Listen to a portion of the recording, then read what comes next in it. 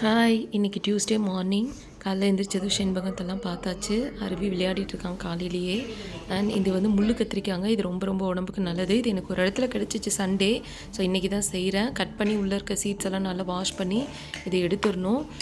இது வந்து உடம்புல இருக்க நல்லா இது மூட்டு வலிக்கு ரொம்ப நல்லதுங்க. ஸோ கிடைச்சா கண்டிப்பாக சாப்பிடுங்க. இதுதான் ஃபஸ்ட் டைம் நானும் இது வந்து செய்கிறேன். சாப்பிட்ருக்கேன், ஆனால் நான் செஞ்சது கிடையாது.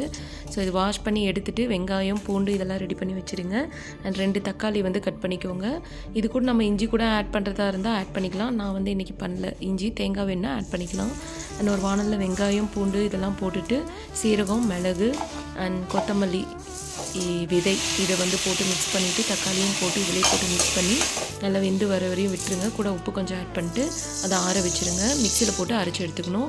இன்னொரு வானலில் எண்ணெய் கடுகு வெந்தயம் கருவேப்பிலை இதெல்லாம் போட்டு வெங்காயம் போட்டு தாளித்து விட்டுட்டு நம்ம கட் பண்ணி வச்சுருக்கோம் இல்லையா கத்திரிக்காய், அந்த கத்திரிக்காயும் சேர்த்து அதோடு ஆட் பண்ணி கொஞ்சம் வாட்டர் ஆட் பண்ணி நல்லா வேகிற வரையும் விட்டுட்டு அதில் மஞ்சத்தூள் மிளகாத்தூள் குழம்பு மிளகாத்தூள் மல்லித்தூள் கொஞ்சம் ஆட் பண்ணி சேர்த்து நல்லா மிக்ஸ் பண்ணி விட்டுருங்க.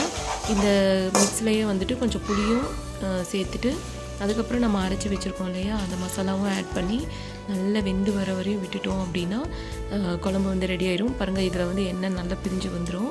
ரைஸ் ரெடி ஆகிட்டுருக்கு. குழம்பு பாருங்கள் ரெடி ஆகிடுச்சு. அவ்வளோதான். செவ்வாய்க்கிழமை எப்போவுமே நாங்கள் முருகன் கோயிலுக்கு போகிறோம். பாப்பா ஸ்கூல் கிளம்பிட்டேன். வீடியோ பார்க்குற எல்லோரும் அப்படியே மறக்காமல் சேனலை சப்ஸ்கிரைப் பண்ணிவிடுங்க. பாய்.